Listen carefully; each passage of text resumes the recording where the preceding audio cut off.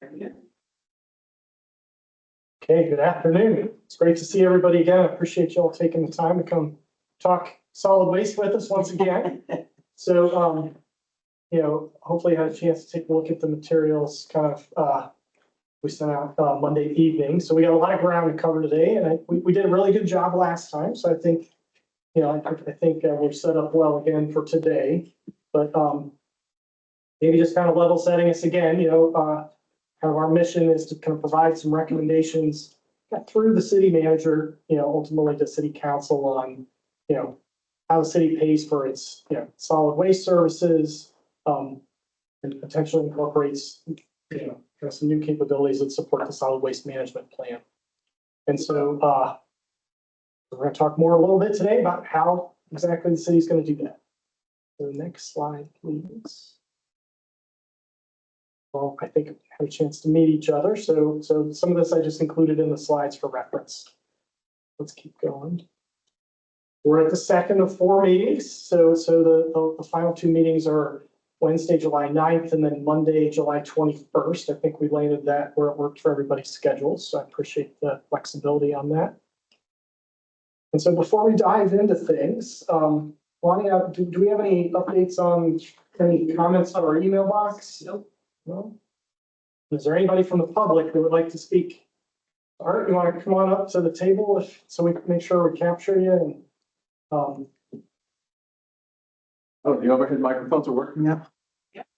All right, so 3 minutes, the floor is yours. All right, I'm going to preface this by saying I wear many hats with the city, so I'm coming here for public comment wearing my homeowner's hat.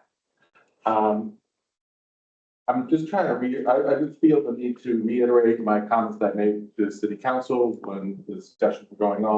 I fully support the solid waste fee as a homeowner. I think the equity issue is real. It's an issue. I support splitting it out. Where I have some concerns is around the third bin discussion and the composting. There's been a lot of discussion. Sometimes yard waste is included, sometimes it's not. And I firmly believe that the third bin should be limited to composting and therefore smaller in size. Yard waste is a high surge type of volume. 4 or 5 weeks a year, you might have 10 bags out there, 10 bags. The rest of the time, if you do a large bin, you'll basically have everybody putting out a large bin with a tiny little bit of composting in it.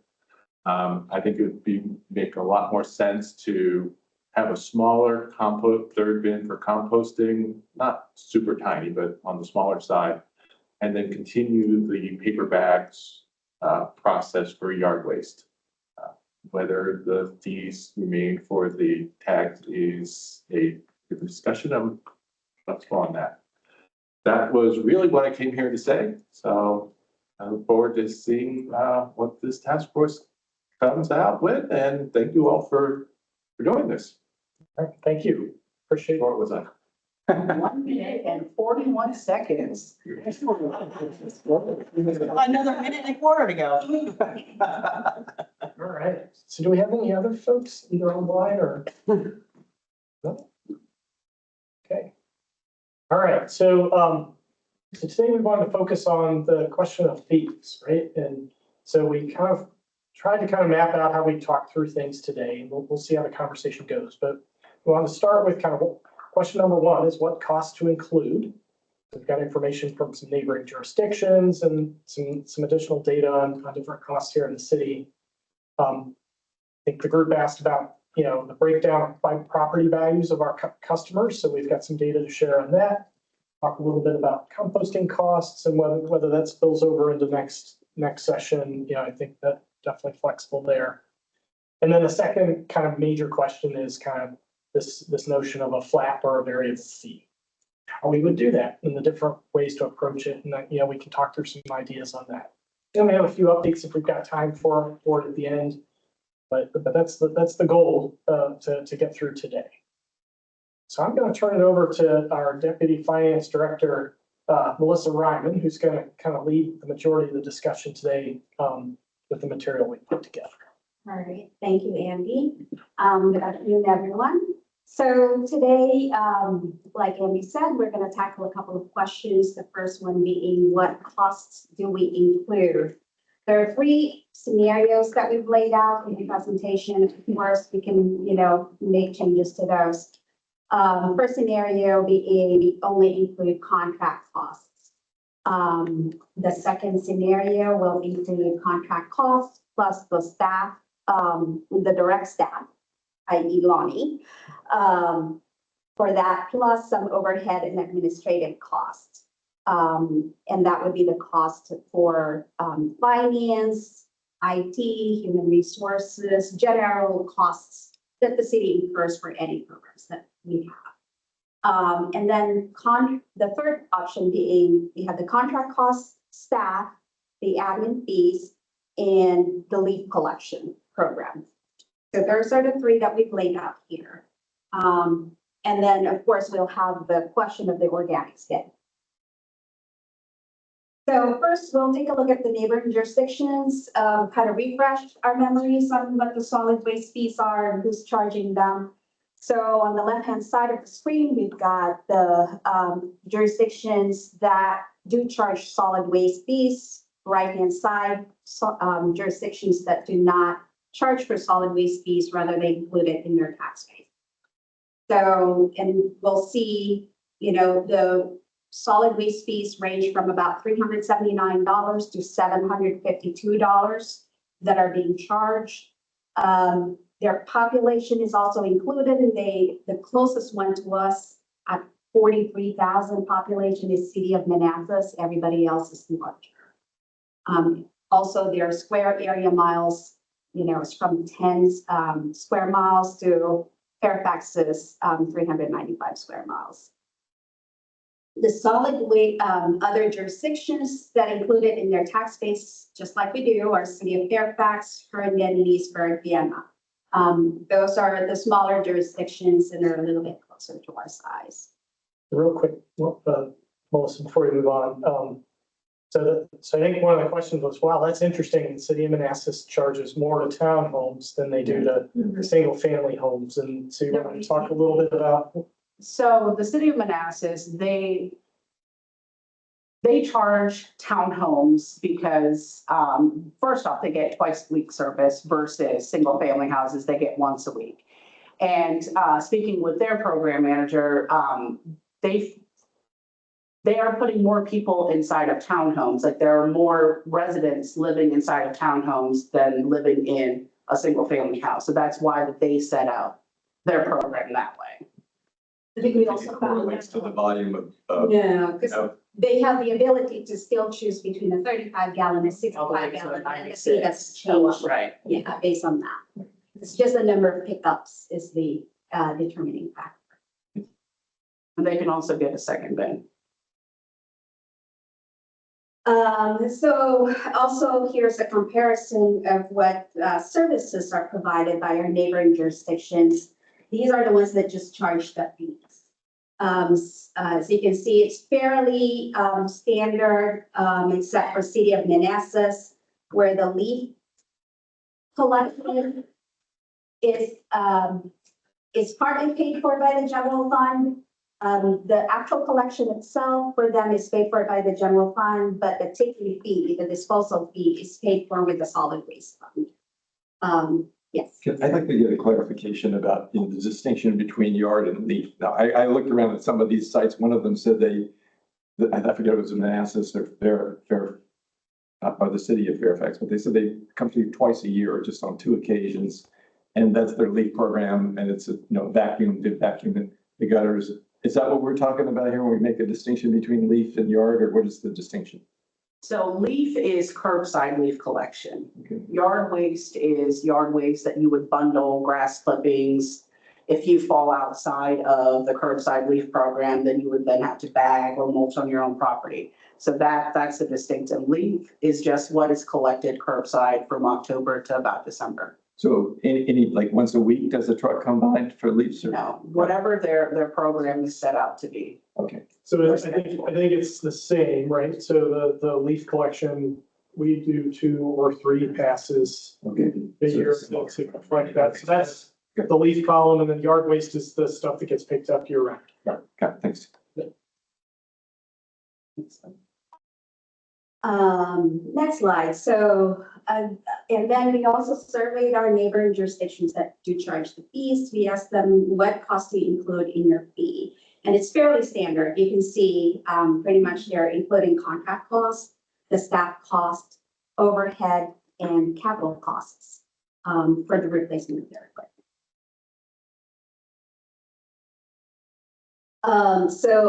Just to recap, previous presentations, our contract costs for curbside disposal and the composting subsidy that we do is a total of $950,000. And when we add the staff and the overhead costs, the staff cost is about $145,000. And the overhead cost, which is actually, we determined that similarly to how we determine the administrative costs that we charge to our sanitary sewer and stormwater. So that's around $50,000, and that's just based on budget, FTE. It's a formula based on those, majority based on those. And then the third scenario is if we added the leaf collection. Our leaf collection on an annual basis is roughly $200,000, and that's the cost of the staff that go out to collect the items, the leaves, the grinding that we do, and also some maintenance on the equipment that we have. The capital cost noted there is basically the replacement value of the equipment that we have. We have about 4 to 5 pieces of equipment. They cost around $125,000 a piece. So amortizing that over their life, which is about 10 years, it comes to about $65,000 per year. And the next slide is just laying all the 3 scenarios side by side, just for ease of comparison. And we had asked before, what is, before we set the fees, what's our customer breakdown by property value? You'll see here some assessed value gradations that we did. And the majority of our customers is in between the $750,000 and $2 million assessed value. So that's about 82%. We have 12% below $750,000 and 4% above the $2 million.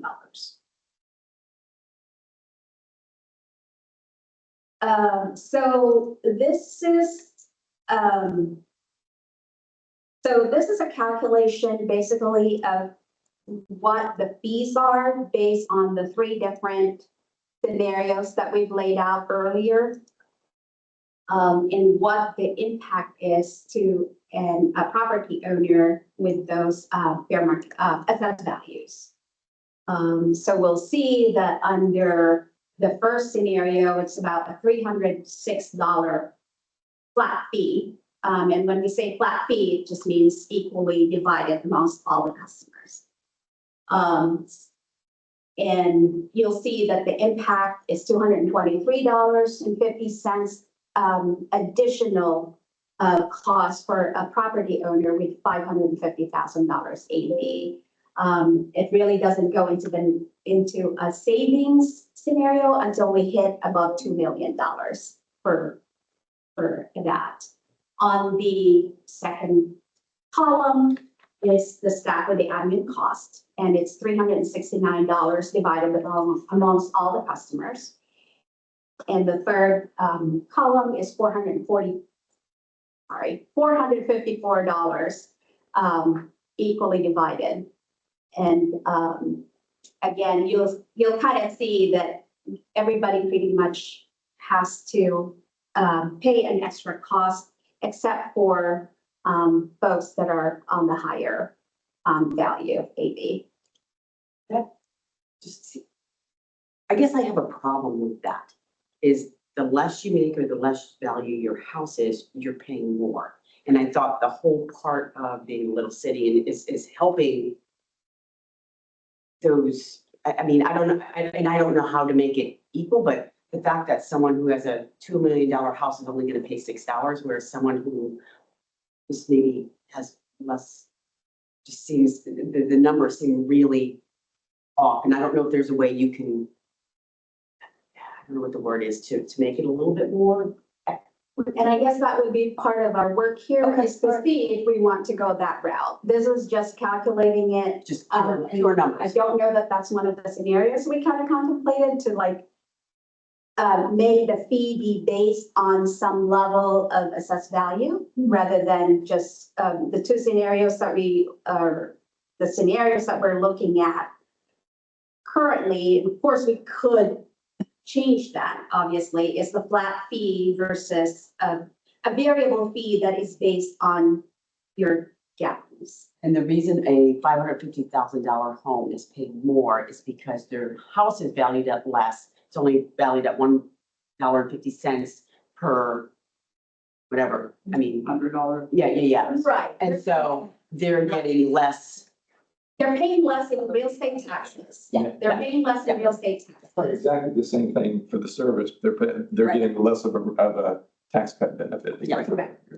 Okay, just want to make sure I. Yeah. I did do one further column and divided those numbers by 52, and they range from $6.39 a week to 65 cents a week. So it's not life altering. I guess is my That's a good first point. census. It's not life altering. That's a good point. Thank you.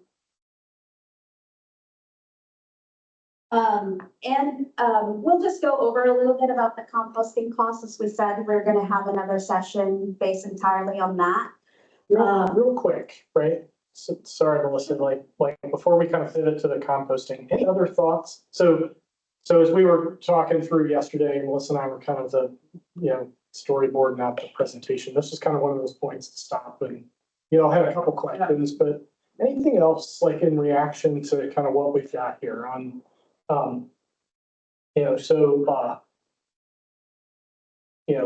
we've kind of laid out kind of some different costs and whether, whether to include them or not. And before we kind of keep moving on, any thoughts on kind of these three buckets and kind of your thoughts and reactions on how we ought to consider including them? Or if we should consider including them? I just had a question. If we go with option one, current contract cost, just the contract. How do we pay the staff and the admin? Like or if we go with it, like how is it going to be paid for if we go for the option number one, which is the least?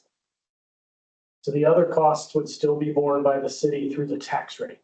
Gotcha. Okay. So Yep. it's a matter of, Yeah. all this stuff's happening, which things are you gonna shift to be paid for by the fee versus Gotcha. stay with? Yeah. Yeah. Makes sense. Yep.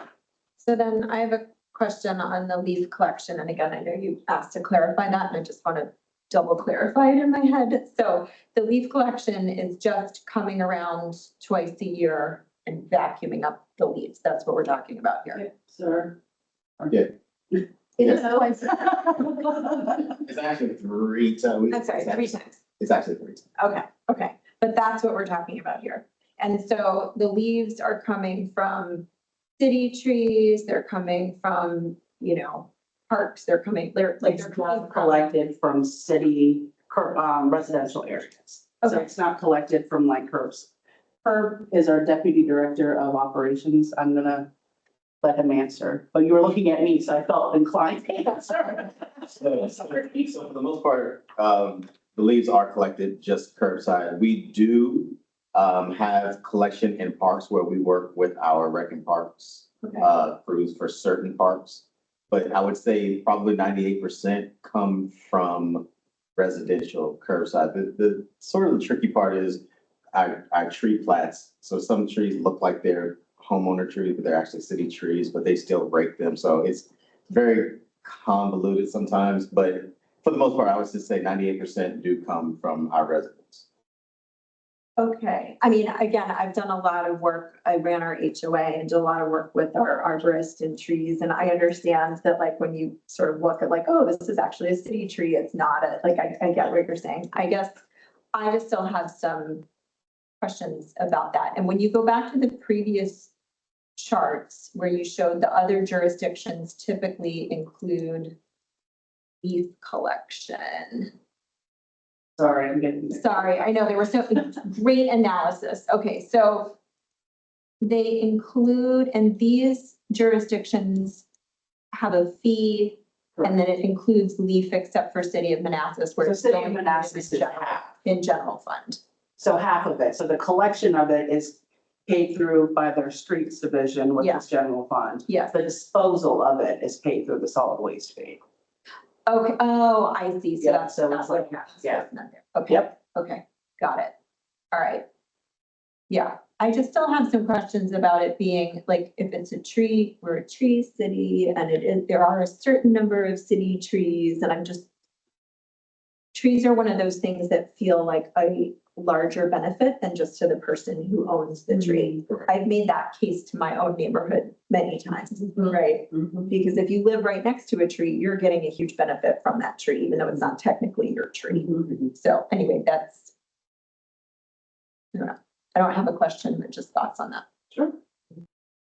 Yeah, I mean, in general, I think that the costs associated with the project, you know, if they just benefit the homeowners, should be paid for by the homeowners. And like the contract staff falls in that category, the actual contract falls in that category, the management. But the leaf thing, I think, is a little bit different. And I mean, as my wife said this morning, you're dabbling in solid waste, but your passion is for more. I really feel our city stormwater system is grossly inadequate. And it really is a city obligation to maintain those systems, and the leafs getting into and blocking up and slowing down the systems is a real problem. So I think that's the place where you can make more of an argument that there's a citywide benefit that all taxpayers should share, which I don't think you can make very well in yard pickup or yard trash. But I think that the leaf thing is a little different and that it does have a broader community benefit, you know, to your point.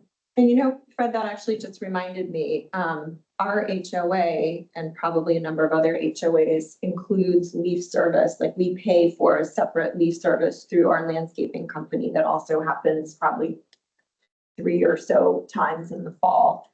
And I would hate to have us correct the inequity of the trash disposal only to make people double pay for leaf disposal. So I think that's an important consideration as well. Does your HOA's leave contractor, do they haul or do they just push it to the curb for city staff to? They take it back. They vacuum out the parking lots and take it over. Yep. Back to. So what I think I'm hearing from the group is column 1 and 2 makes sense to be included in the fee, but potentially not column 3. That's kind of where I am. I mean, I think you can make, and that's kind of where I come out, is that I think there is a broad community benefit to the leaf process. So you're saying 1, 2, and 3? No, I'm saying 1 and 2, and then you can make an argument that 3 should be excluded. That you can make an argument that leaf collection should be excluded from the individual payments, because it's not, I mean, sometimes it is individual, but it's also broader than that, right? And we just talked about parks and that sort of thing. So to me, I would exclude it. I would include 1 and 2 and exclude 3, I think. Hey, this is Jody. Can I say something? Or I don't want to interrupt, but is it okay if I say something? Go ahead. Okay, thanks. I would agree with whoever that was that just spoke. I think it might have been Fred. There is a broad community benefit with keeping those storm drains clear. It benefits the whole city, not just the residential homeowners. You also, as someone else said, you have the trees that are in the right of ways. You have the trees that are in easements all over neighborhoods that are city trees. You know, they don't belong to one individual homeowner. And then you've got some of those parks. So I would be against including leaf collection in the fee. That's just my 2 cents.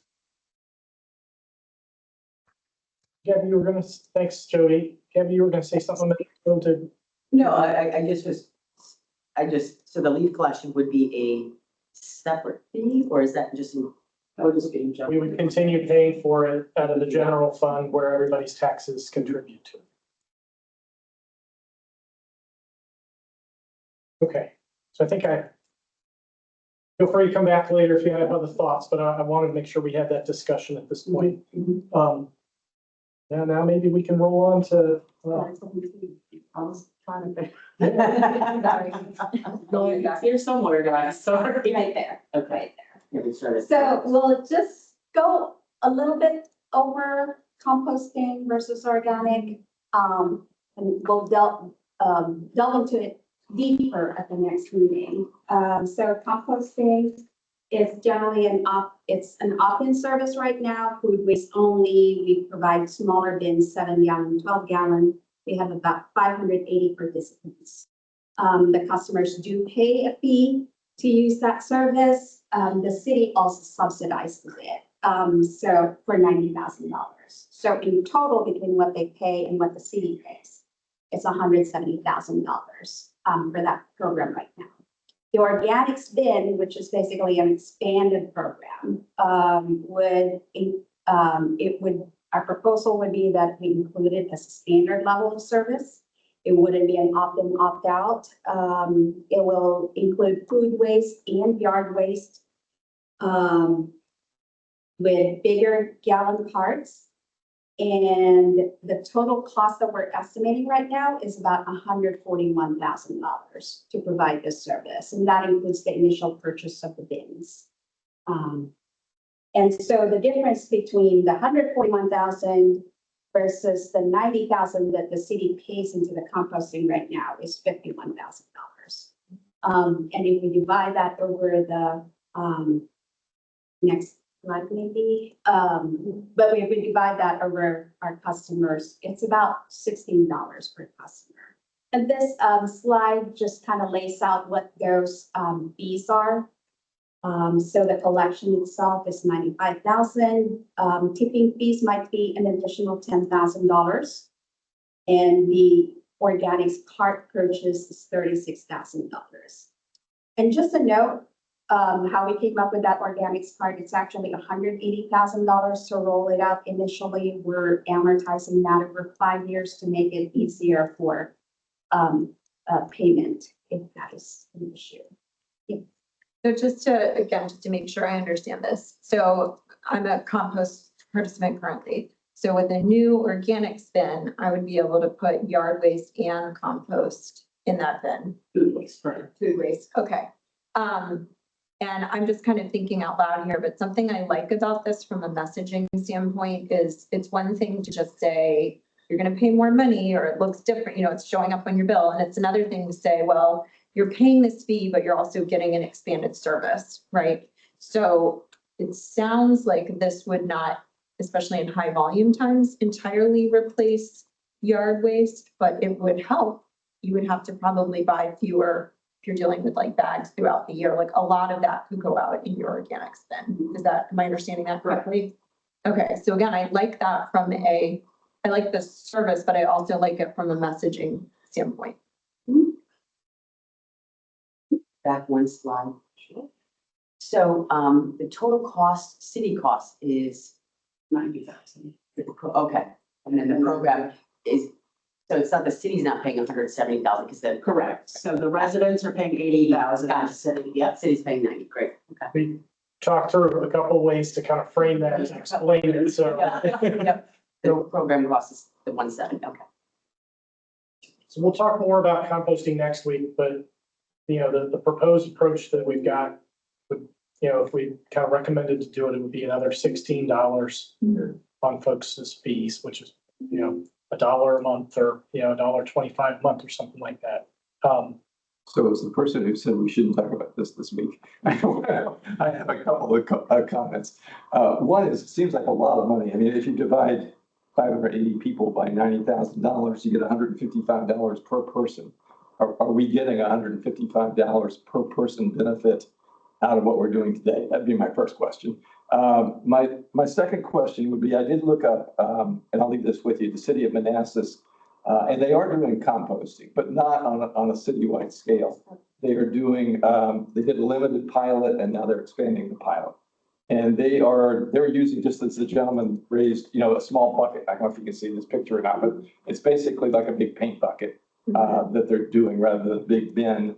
And so I think there might be ways, and again, I think it probably should be the next meeting since that's what it's going to focus on, but there might be ways to keep the cost down and to make it easier for people to do so that they voluntarily do it rather than, and maybe phase it in. There may be, anyway, I just raised that as some general thoughts I had when I went through this. Okay, great, thanks. Yeah, much more to come, But I definitely agree that when we're raising fees, if we can offset that with something you could get now that you couldn't get before, that makes it go down a lot easier. Yeah, so I like that. And added service I feels a definitely little agree with that better. comment. If we can find things that we can add that can be a benefit to people. Yeah. Yeah, I think it's good. Thank you. Okay, Melissa, back to you. All right, so I guess now we're gonna move on to the flat fee or variable fee. And maybe we keep in mind too, the suggestion about some AV based fee. I don't know. Maybe not. Okay. Offsetting fees. So something to keep that in mind as far as the equity. So I think real quick, maybe before we dive into this, so we've kind of laid out a couple potential approaches to a variable fee. I think Fred's email yesterday, suggested another one that we could consider. And I think where Melissa was going, home value based kind of fees and stuff. We don't have all the answers from a legal standpoint on what we can do. Yep. I think the one that Fred had pointed out yesterday, which we can talk a little bit more after Melissa goes through, what we prepared. Somebody else is already doing that. So that's good. I didn't want to read that, just that one sentence. And I can pull it up when we get to it too, right? Their service is a little different than ours. We can talk about that, but I think we're game to talk about all of it today. I think Melissa's got a couple examples that we'll talk through and then we can go from there. All right. So what we're talking about is a flat fee or a variable fee. Flat fee, again, it's going to be the same services offered to everybody. There's no opt-in, opt-out that we're considering here. And it's the same fee for all customers, whether they have a 35-gallon cart or a 65-gallon cart. One of the things that we think, especially with this kind of accelerated implementation timeline that we're gunning for, it's going to be a lot easier to administer and bill. And we know everybody's going to be charged the same. The variable fee would be also the same services offered to all customers. We're not talking about opt-in, opt-out here. But what one of our goals would be to maybe incentivize waste reduction through the smaller carts. And it really limits the capacity to produce, to put out waste. And so the fee would vary based on the size of the carts. Our proposal, if we do that, to make it easier to administer, would be to allow them to choose the carts only once a year before we bill. And we wouldn't do it, quarterly or monthly, because that will take a lot of adjustments on the bills. So the timing challenges we do have for FY 2026 is what we're proposing is that we'll use the current bin sizes. We're not going to go out and survey people and say, which ones do you want to use? So we're just use whatever they have. And then we'll offer residents options to change in FY 2027. Because we do want them to change, but, we'll limit it to once a year. As we've talked through that, approaching that, from a staff standpoint, we just don't have time, right? So by the time this gets considered by council in September, Nikki and Jody's kind of real estate bills need to be finalized a week or two later. There's not time to go out and get input from folks. And so that's why kind of Melissa was laying that out the way she did. So I think that's very reasonable. And I would also say from a messaging standpoint that people's habits may change after the compost and organics bin, like if that's included. And so people wouldn't know how their habits would change until they've done that for a certain amount of time. So again, I just think from a messaging perspective, we could hit on that. Like, let's just see. I mean, I know I personally am fine with the 35-gallon cart because we have our compost. So. I like the way you're thinking. Behavior change. Yeah. So to expand on the variable fee, we did kind of play around with two methodologies. One is straight up, let's allocate the fixed costs equally amongst our customers, and the variable cost based on the size of the carts they have. So the fixed costs that we're talking about are basically the collection cost, which is the cost for the hauler to stop by at a residence. The staff and overhead costs, and the leaf collection costs if we're going to include that. The only variable costs we really do have in this program are the disposal fees or the tipping fees. So based on that scenario, we've calculated it out that the cost differential between a 35-gallon bin and a 65-gallon bin is approximately $35. So the second methodology we're kind of thinking around is an incentivized rate, which would be a further cost differential between the two. So we would set a rate with a greater cost differential to encourage waste reduction. Frankly, we don't know what that rate differential is to motivate people. But we were kind of playing around between $150 to $200. So if I can just comment on that, I think where that gets really interesting, because we don't know yet legally if we're allowed to play around with AV-based fees. But if you're looking at an incentivized rate in the 150 to 200 range, and you have an AV of 550 or less, and you go for a smaller cart, like that could actually help from an equity. It could offset quite substantially. And if that's the only way we're legally allowed to do it, like maybe that's a good option for us.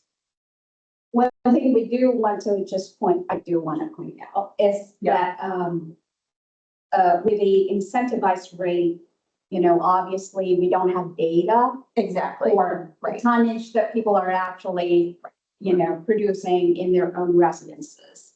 So we are hoping though that in a lot of studies and examples from other jurisdictions that do a paper throw program have shown in the past that they do reduce waste. So it is, for us ourselves, we don't have specific data, but we are relying on experience of other jurisdictions all across the United States. So we're gonna walk through kind of what each of these might look like here in a second. I think the trick even with both of them, but more so with the incentivized rate is you gotta predict, you know, some people's costs go down, other people's costs are gonna go up because the majority of the program's costs are fixed. Right. And so from a program standpoint, you gotta predict how many people are gonna take the 35-gallon cart to be able to kind of set your rates and all that. And if you undershoot it, we won't have enough money to pay all the bills, right? And so, anyway, that's one of the dynamics. The examples that we will walk you through are assume that the same percentage of kind of 35-gallon carts is what's out there today. We didn't bake in any kind of improvement.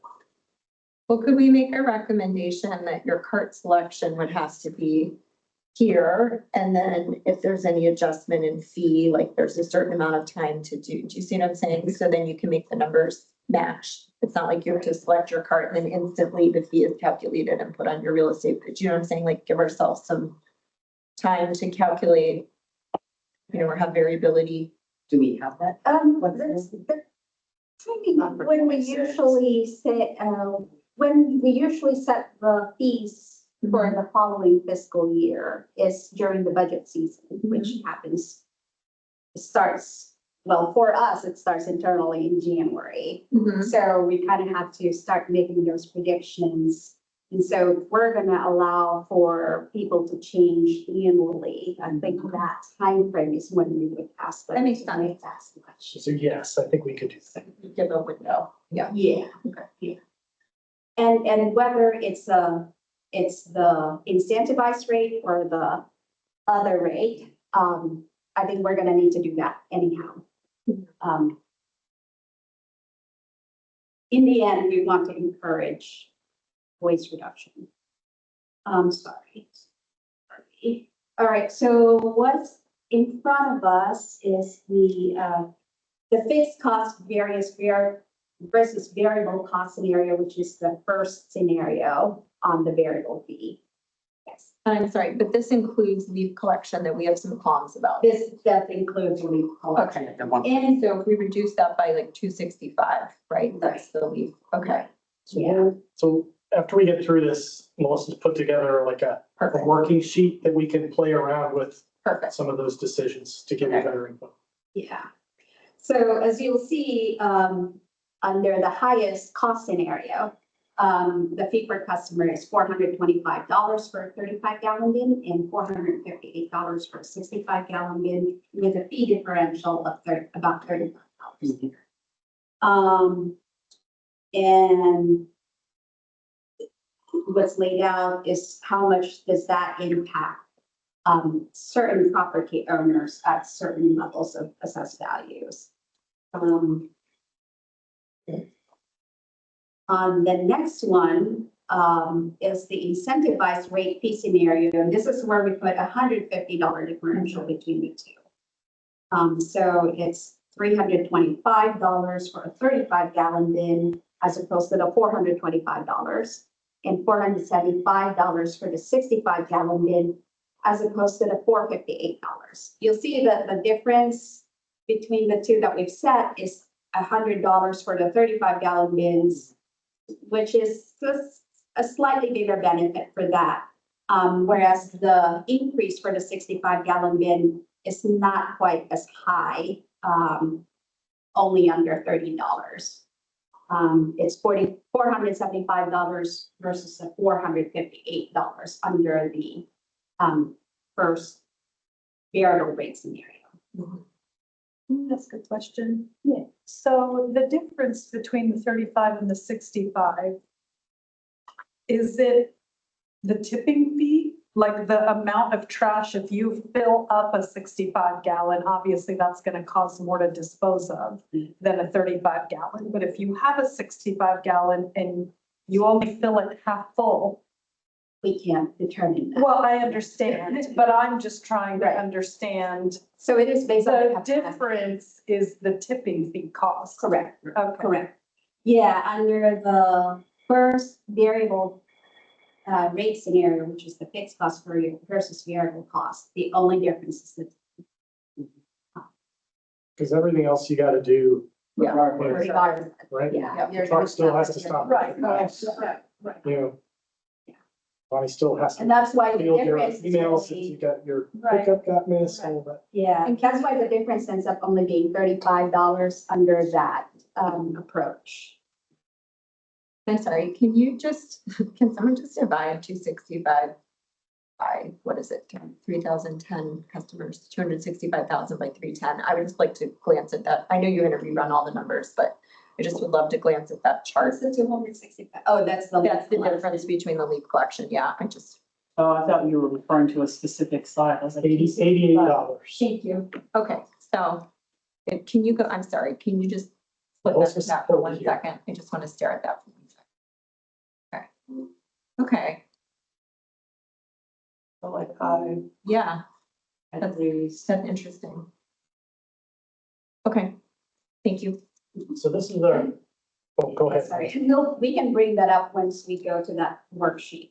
So that we Yeah, can really absolutely. look at it. Yep, just before we move on, I just wanted to. Yeah, And maybe now would be a good time to do that. okay. Because this is That's another one of true. our pop So this points. is right? actually the last of that slide. We have a few updates, like some other things that we'll share with you before we conclude today, but,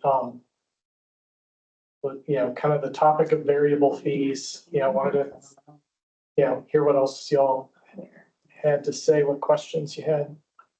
I'm Comments? curious if variable fees, did we change you have 50,000, I think, as the staff administrative kind of overhead cost? Like, I assume the FT is the same. Is there an additional overhead or administrative cost for variable fees? Would that increase slightly? So, We didn't factor in, it might increase slightly, I think. anything we do, you know, that adds complexity is gonna add Exactly. additional work for staff. Right. We had not to date assumed we were gonna have to add people Okay. to do it, right? Okay. But it's a real thing, right? Like it's, you I know, know, that's why I'm asking, yeah. and so I think we've kind of just accepted we're gonna figure it out, you know? Okay. The more complicated, as we Right. talk about this, that we make it, we Right, may have to revisit that, but right. if we can keep it relatively simple, you know, with some of the scenarios we're talking about, it's manageable for us and we'll be. Okay, so it feels managed, because I think we would not want to obviously send in a recommendation that felt like. I'll reserve the right to change my opinion on that after we're done, but I think. Yeah. But I think for now, that's the assumption we've made. Okay, thank you. Okay, so Melissa put together kind of a model and kind of look through these things, and we've got the different cost components we talked about earlier. Nice. And we can turn the leaf collection into a no, That would be and great. that'll subtract that out, I think, from all of the calculations, right? One caveat, the incentivized rate scenario is something that I do have to play around with. Oh, I'm gonna okay, take a couple of Okay. seconds it's not gonna refresh That's automatically. fine. Okay, Unfortunately, I couldn't build in the formula for that. okay. So, but I'll go ahead and remove the leaf collection, and maybe for this purposes, I don't know if you guys want to leave in the third organic bin for that or not. So again, taking out the leaf collection means we're not adding it to the fee. Correct. So The general fund. Don't make it fees less. So your total cost didn't update.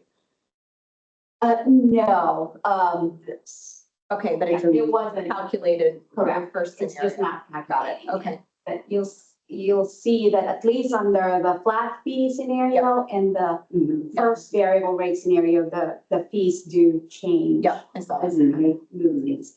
Got it, cool. The only thing that I do have to play around with is this.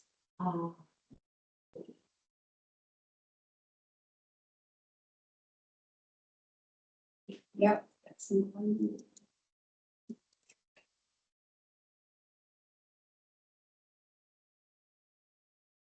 Here. Your ribbon is different than mine.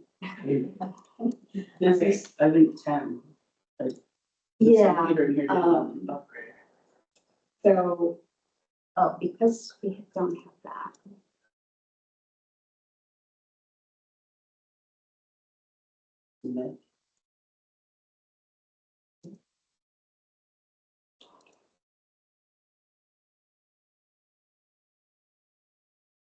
Clever, okay. Yeah, that's too much. Shot. That's probably as close as I can get. Let's try, yeah. So this kind of tells me what the deficit is if, under this scenario, and about 2,500 is doable. That's, yeah, that's close. Close enough. So under a $150 variance, we would be looking at a 255, 35 gallon rate and a $405, 65 gallon rate, without the leaf collection. And over here, that's the impact to the homeowner. So we can make this a little bit bigger.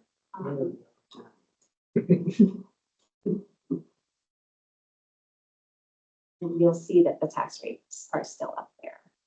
So the tax rate reduction is $1.80 without the leaf collection. Oh, sorry, not $1.80, a penny. What? Yeah.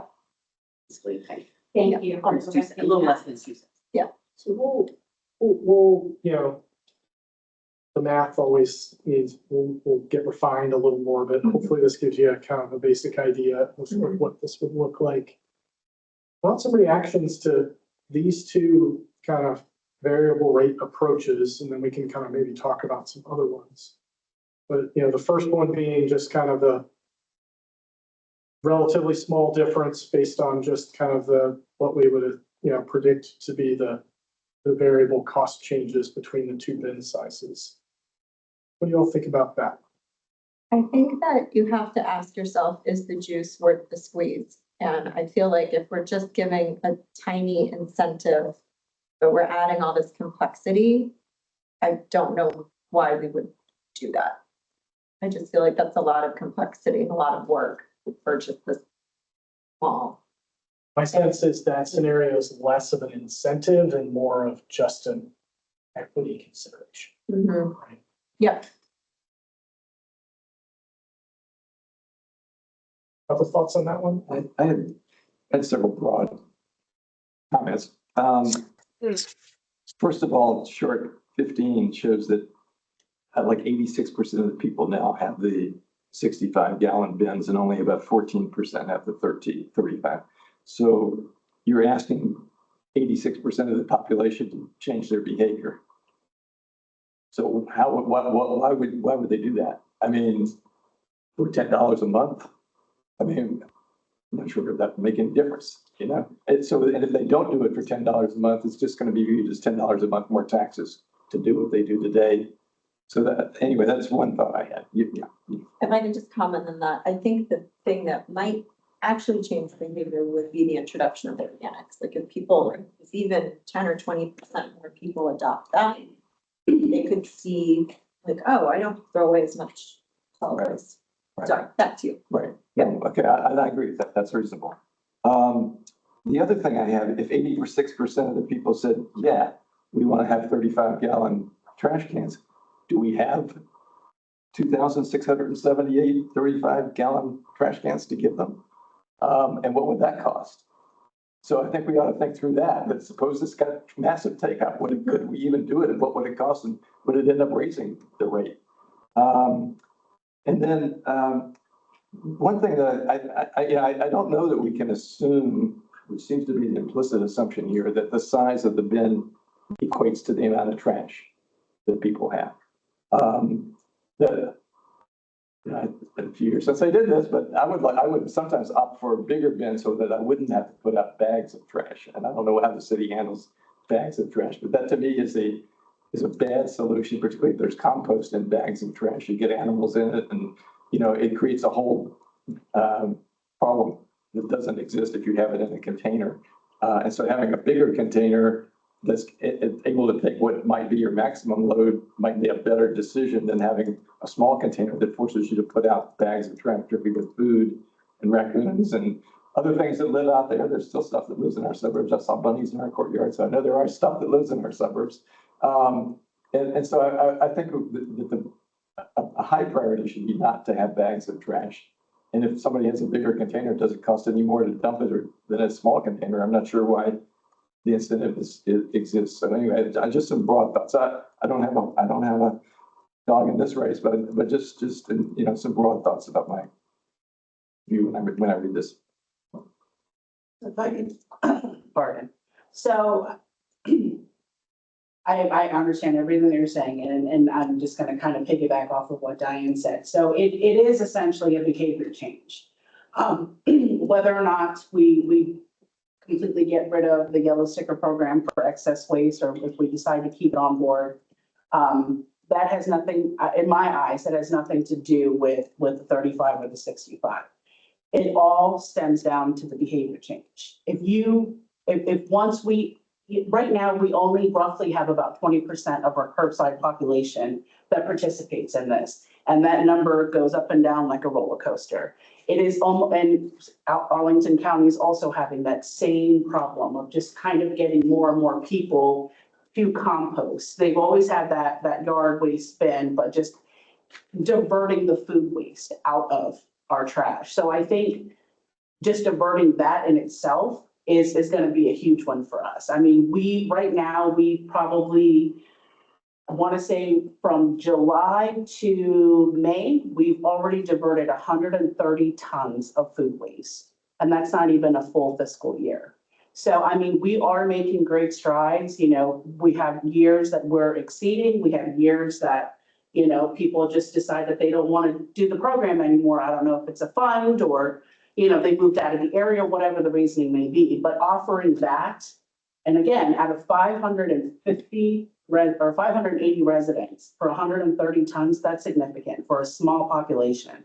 So can you imagine if we were to deploy this and just, you know, again, it's going to take us a little bit of time. It's going to take residents a little bit of time to get used to diverting that waste, especially if they're not used to it. But then they're going to realize how much waste that they're diverting. They're going to see it in their, you know, trash, or trash isn't going to smell anymore. It's going to be fantastic.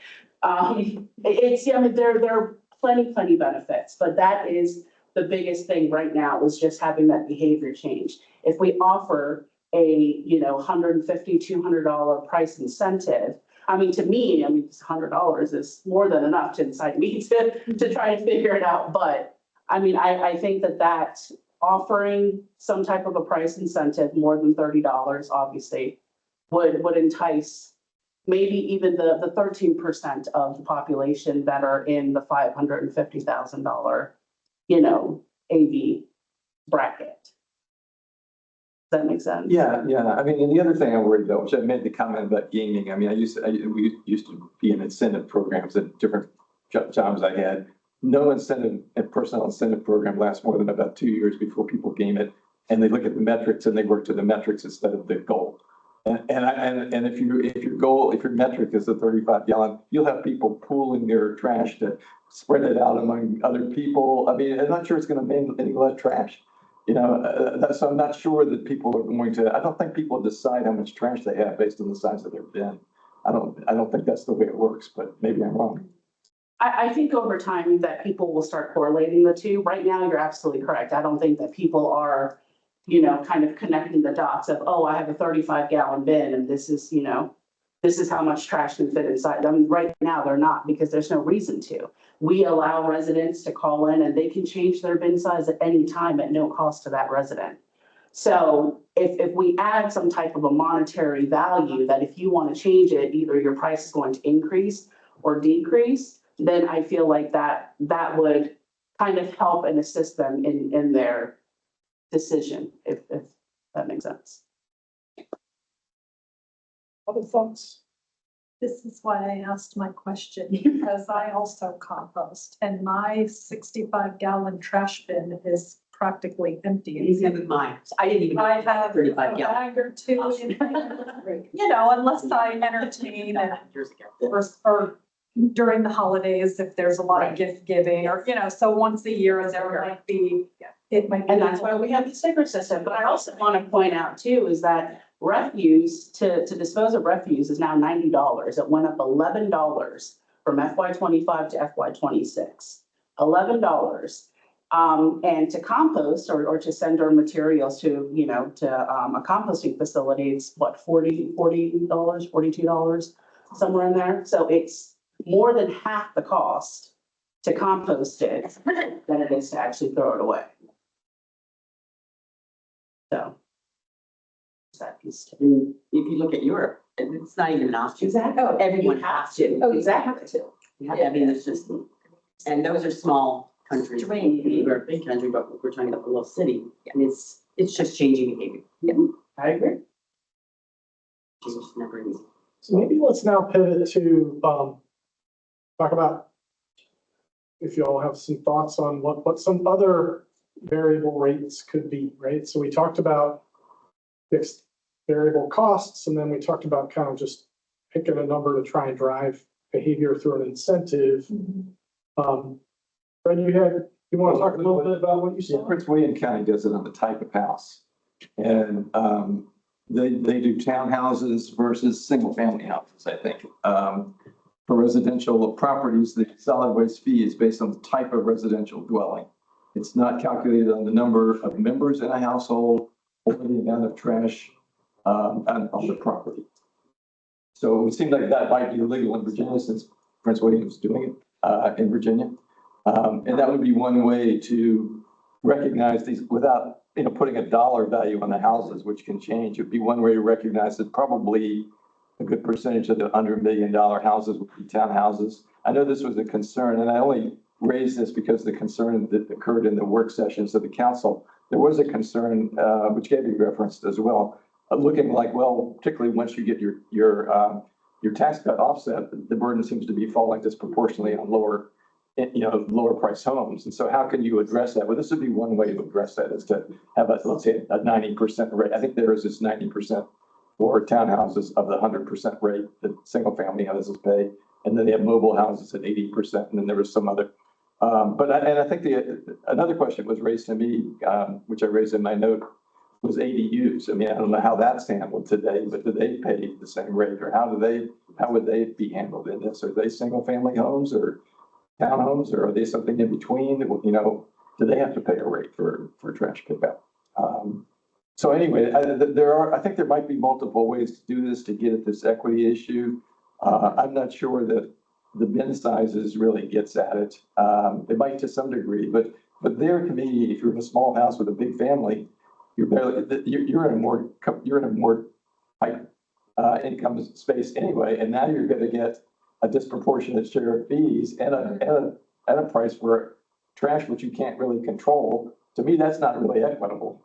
So I have a concern about that, I guess, because bins, the amount of trash, you're assuming it's all controllable. I'm not sure it is controllable. It may be a function of your family and the way you live your life. But I agree that composting is a bigger part of that solution, which I hope we'll talk about the next session in more depth. But I don't think that the bin size is going to drive how much trash people have.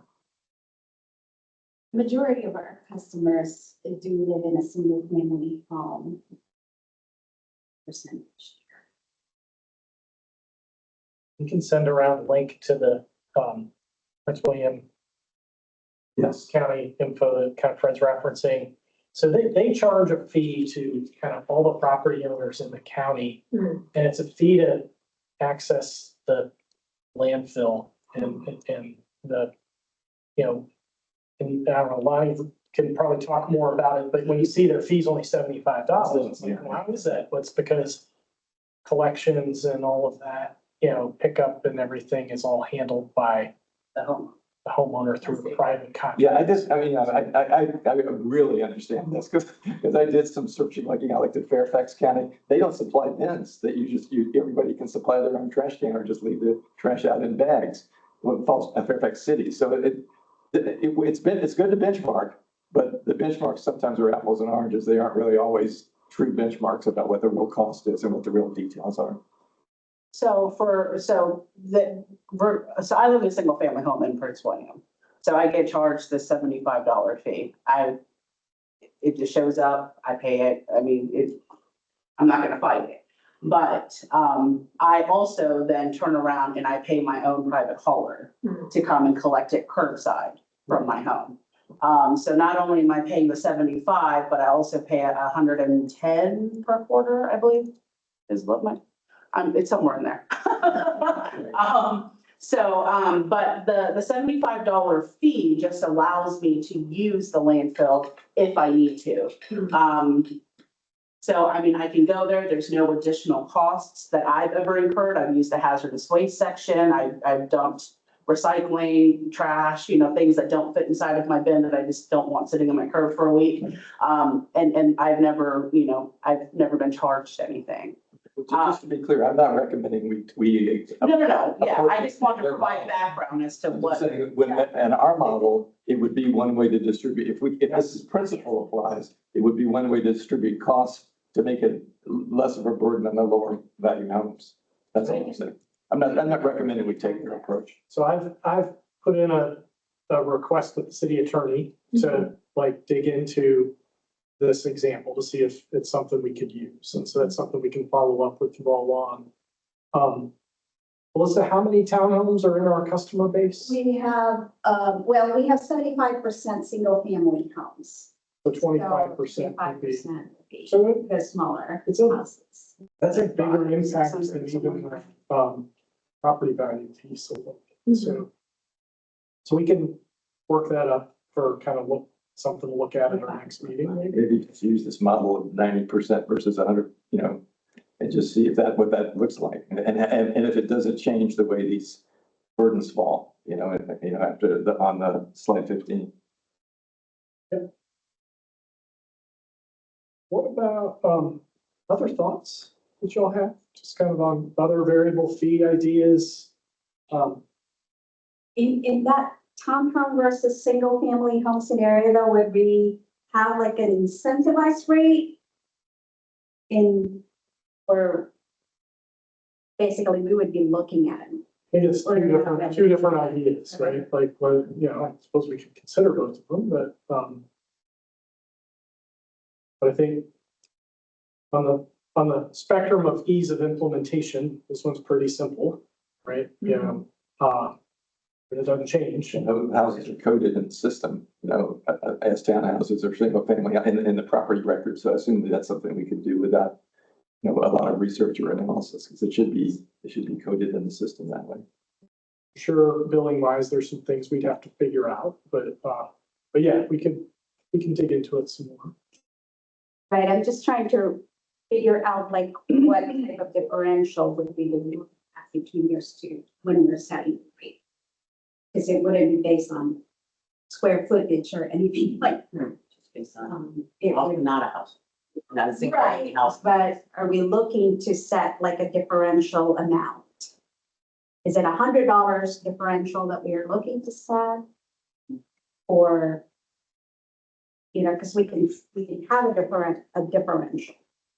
So this was pretty modest, right? Like as far as like I'm saying, it's just a 10% difference. Is that what we're? So this is looking gonna at? look similar probably to the fixed variable cost model, right? Right, But rather than everybody pick, this model would be just if you live in a townhome, right.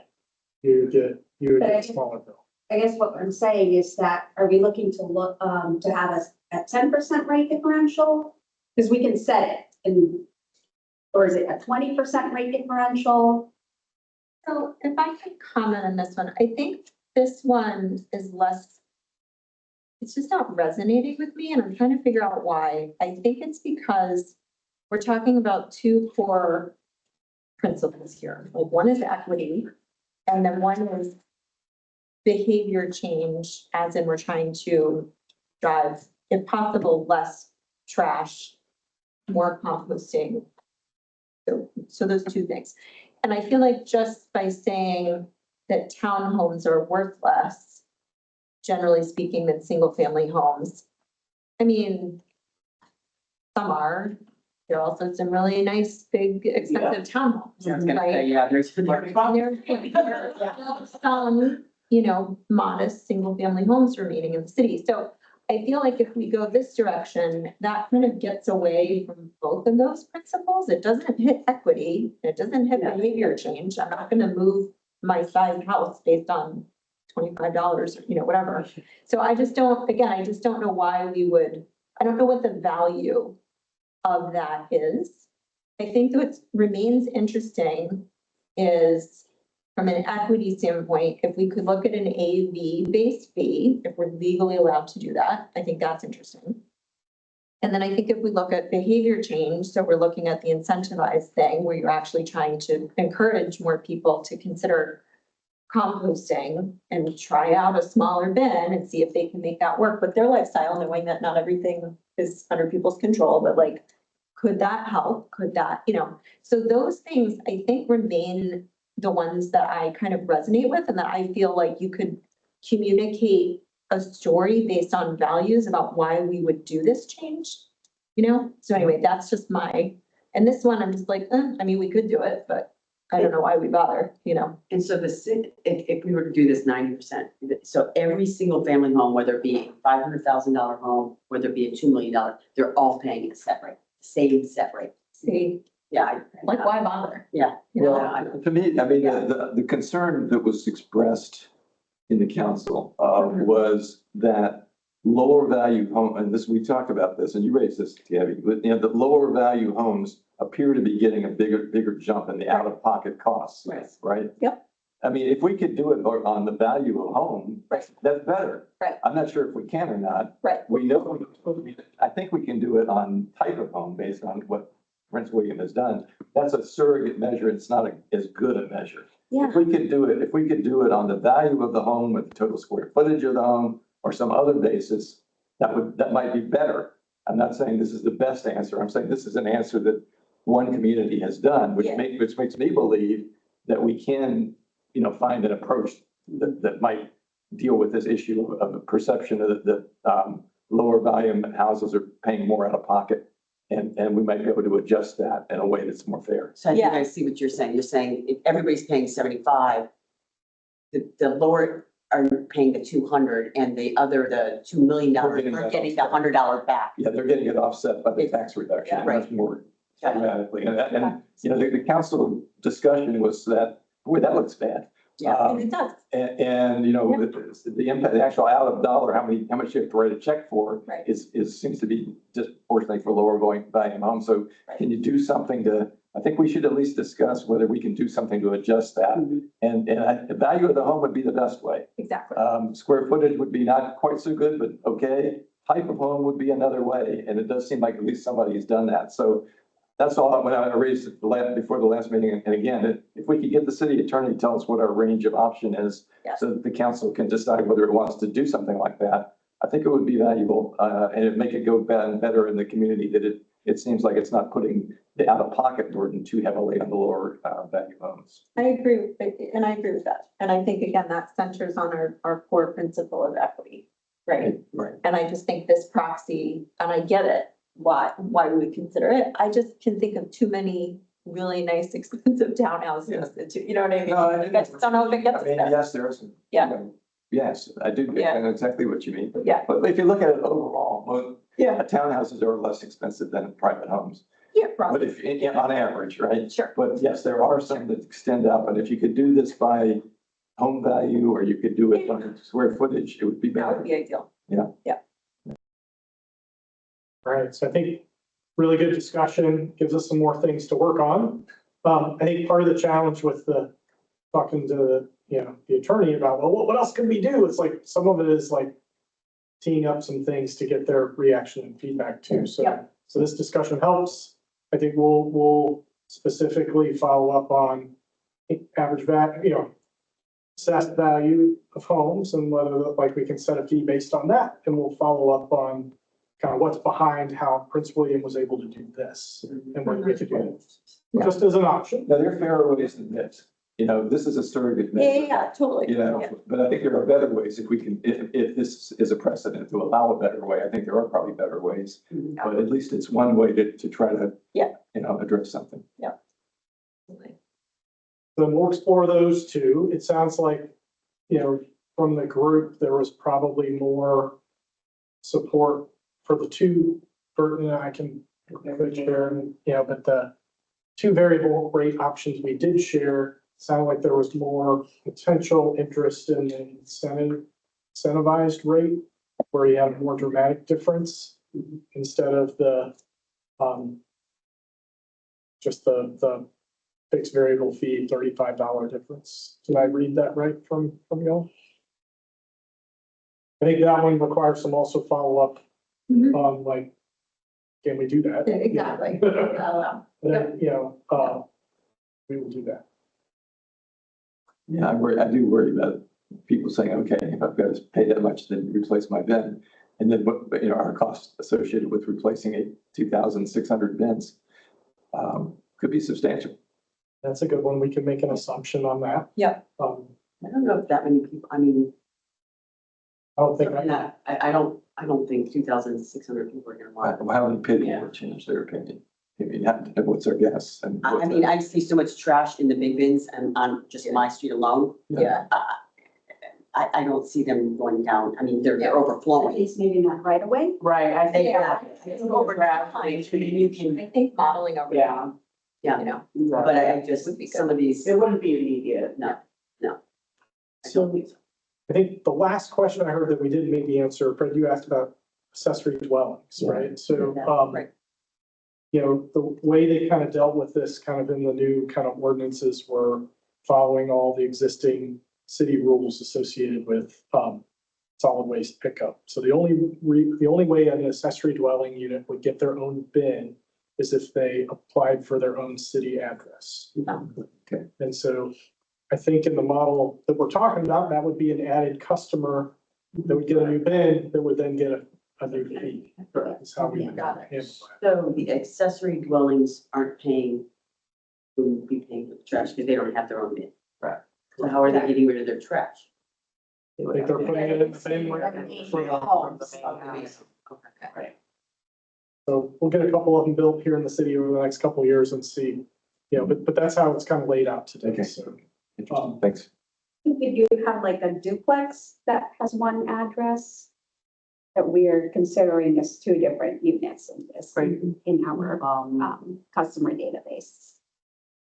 That's just one. so, so it's okay. We'll give you a couple updates on a few things, if that's all right. Can you slide us up to? So we're still working on options for billing, right? So, the real estate tax bill is, you know, the one that we control the most. Our collection rate's really good, you know, the legislation's laid out to make sure we kind of get the, you know, things like our stormwater fee paid and all of that, so we could do the same thing here. Got to work to do to still be able to implement it. This is an example of one of those things that there isn't a hard dollar cost, but it's gonna take up a bunch of people's time. Yeah. Right. We're still pending a response from Fairfax Water on the, maybe using their bill. And that's something other jurisdictions do. That's once every 3 months, correct? Correct. So we'll, you know, kind of flush that out, you know, and see like cost wise and things, you know, would that be? And then, we have made progress talking to our ADS, who's our solid waste vendor. They do this, you know, and so what do we do about collections about people who don't pay? That's an open question that I think we probably need to talk with them more about, but kind of from a implementation, it's not a lot of money. So, it's another bit, you know, it's another bill, 3,107 homes would get in the city versus it just getting paid on your with your real estate taxes. And so, some pros and cons, but that's where we're at kind of thus far on the bill. And my understanding is that the $15,000 with the ERP vendor is already in progress. That's, we're moving forward with that. Yes, Okay. I believe so, right? Yeah. Like we've had to do. For another reason. Yeah, exactly. Right. And so we're kind of bundling this in Yeah. anyway. So I guess they don't see a reason really, like, that seems fine. Like we're already making the Correct. change, we're already spending the money. It just seems like that's, Yeah. fine. I got it, yeah. It's not a variable cost in the decision, right? So it's not really an extra Not cost. even cents. Yep, that's good. That's the direction we're trending. We are trying to kind of flush out these other options, you know. The more complex we make this, it might make more sense to do it a different way. Sure, right? that's fair. Now, I was reading that Manassas has set this up as essentially a self-funding business within the city. They set this up as like a revolving fund where it has to make a profit and it sells the services to, and it makes decisions based on what services customers wants and assess the customer satisfaction. It runs like a self-funded business within the city. Now, that probably, it adds some expense, but all that expense goes back to the people who are buying the service, right? But it also incentivizes it to cut costs and operate efficiently. But there are different models, and that would be something, if depending on how complex this gets, and what's get added to it, it's something the city might think about. It's a great segue to the last slide here, right? Like, so, that's one of the things that, I think we've been talking about. We just collect the fee and dump it into the general fund and pay our bills. That's simple. Do we set up what we call an enterprise fund to do exactly, I think, what Fred was talking about? And so, there's some timing challenges probably with doing that at FY26. There's a bunch of stuff you got to do to set that up, but the example we were talking about earlier about, paying for the bins over 5 years, setting aside money to buy new leaf machines when we were talking about that, to do those kinds of things, an enterprise fund is the way, that's how we do the sanitary sewer and stormwater funds in the city today. It's the same model. So I think the staff preference would be that we would do that. Doing that for FY26 is tough. So it would be something we would. I mean, I've got a lot of experience with this. I worked at the Civil Service Commission, my first job, and we did this with training programs, investigation programs, all things that we offered out to the community. They paid for themselves. They were managed as individual funds, and there's some real incentives and some real benefits of doing that. But I agree, putting that together between now and the end of the year is probably not reasonable, but it might be a longer range option that you should consider. So I think those are the updates. I'm not sure I think the last couple slides were just reference. Oh, no, Mary Catherine. We talked communications last time, so Mary Catherine's going to give you an update on our latest plans with that. Absolutely. So we've been hitting our owned channels, which include website, making sure that it's accurate and updated.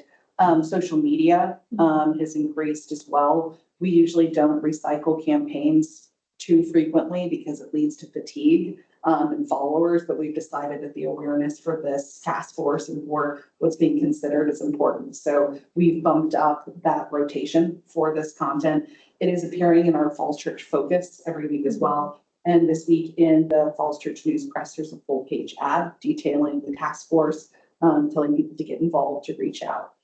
And how they can learn more. We're also building to do a yard sign campaign as well. And we'd love the input of this resident committee to tell us more about where you think those should be as well, who would have the most concerns, to make sure that their awareness and their participation is part of that as well.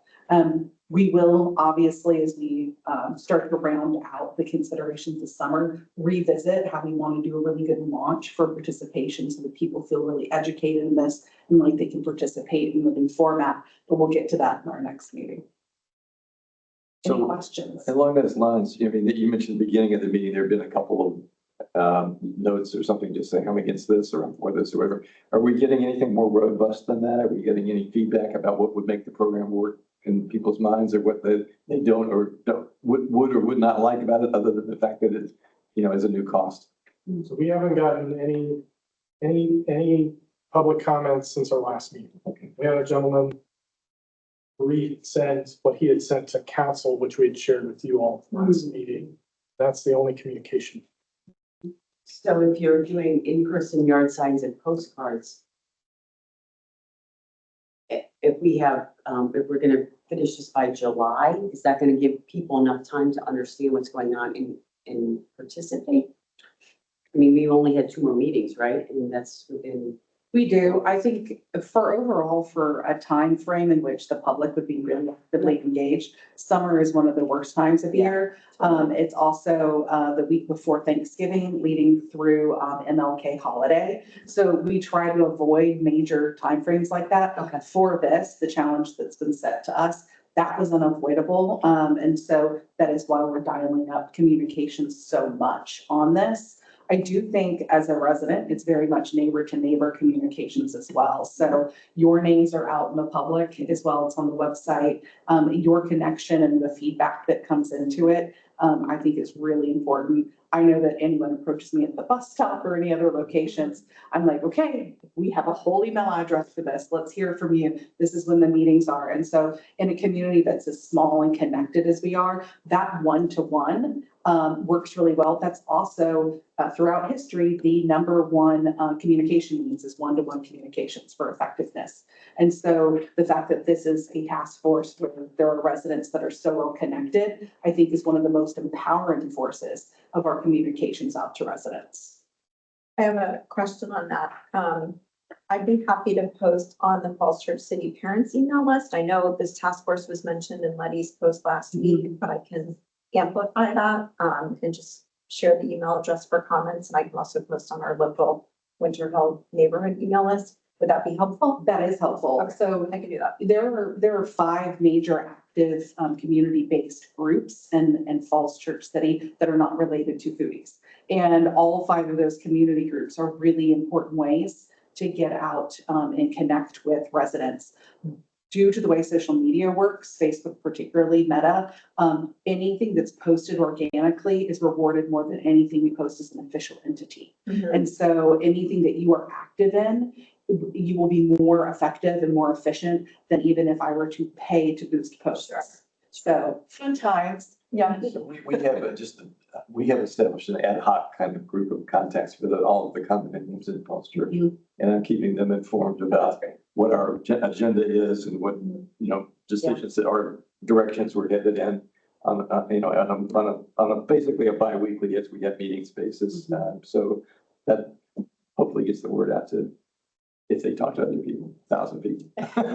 And in terms of this, the information you send us, we can distribute that to our neighbors and everything, Absolutely. like these slides. 100%. This is all public information. Okay, great. Yeah. And it's all posted on, so for posting on the Yeah. parents blog or anything else, the webpage that Mary Catherine's team's put together has the presentations and the meeting recordings and all of that on there. So Okay, great.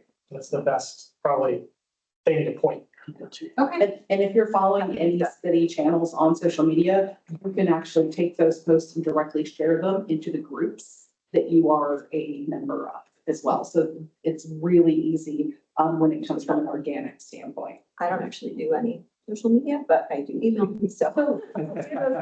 Yeah. But thank you.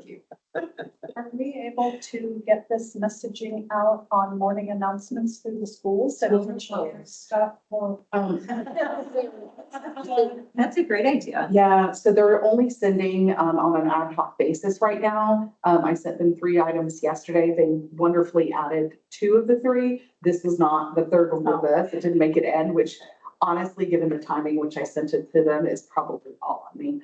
But I hope that we will make it into the next one because this is really relevant to everyone. And as we do roll things out, Lonnie already has a great partnership with the schools. I think the education through kids, being an FCCPS parent, I know that that's going to be probably some of our biggest behavior change allies, or the students who are actively engaging and are caring about how the way in which we handle solid waste impacts the earth for them now and for future generations. So the FCCPS communications will be a definite partner long term in this.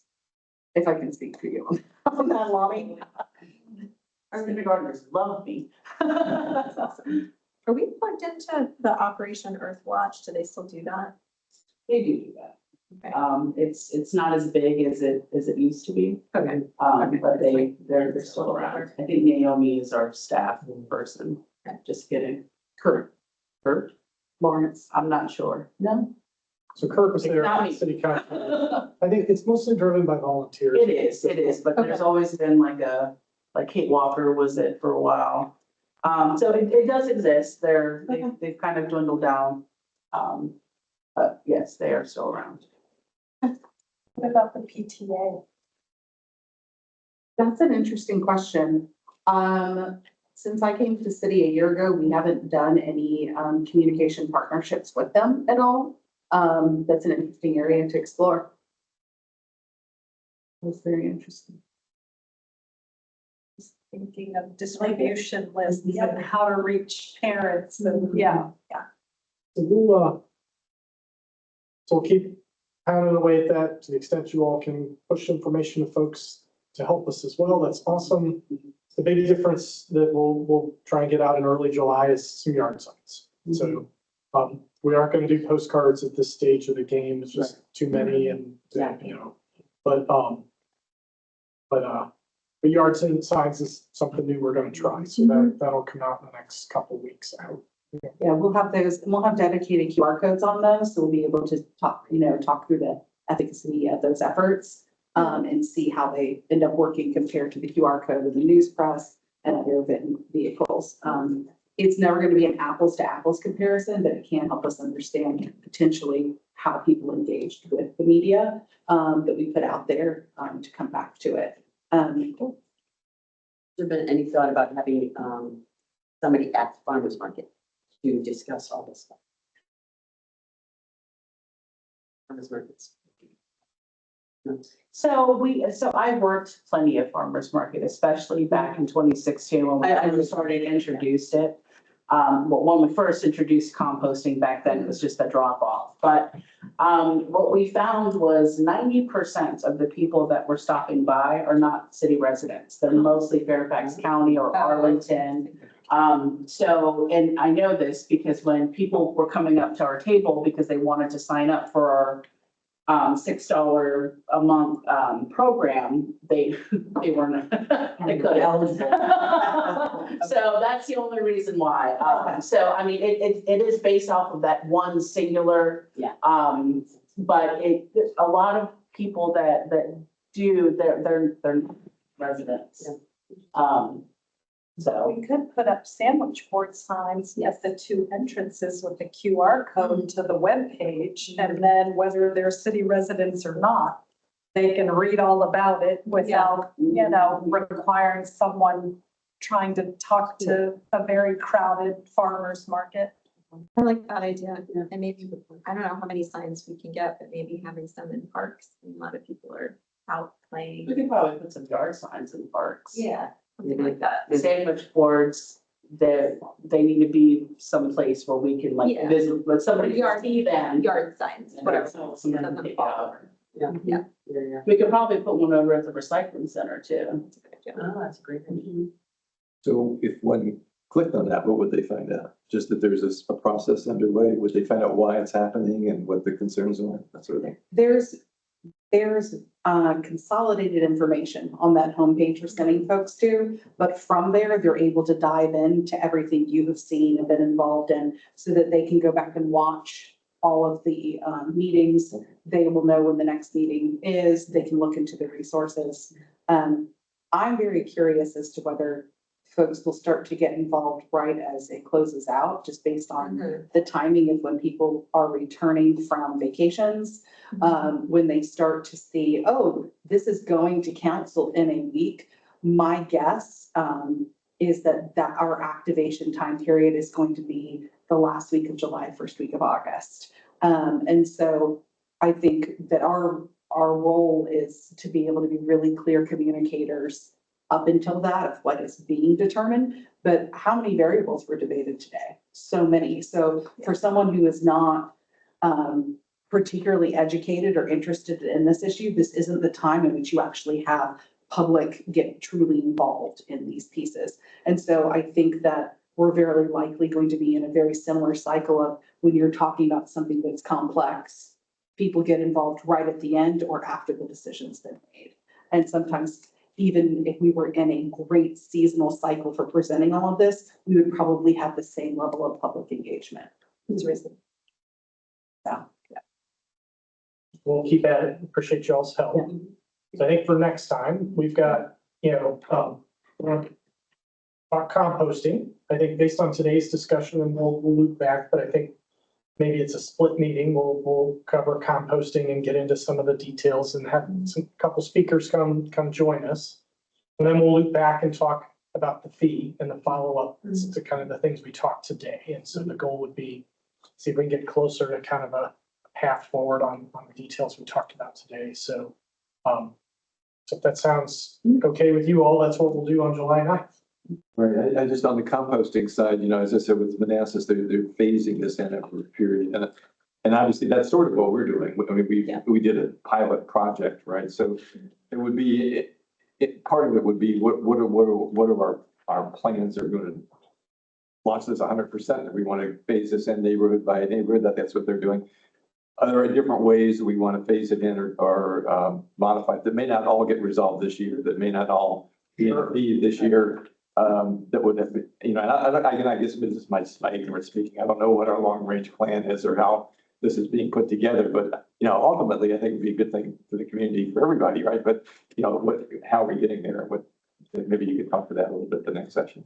Yeah, I think we can hear from Arlington County and how they've, because what we're proposing or what we've kind of mapped out is similar to what they've done. And so I think hear about the lessons they've learned and how they grew that program for Arlington County. And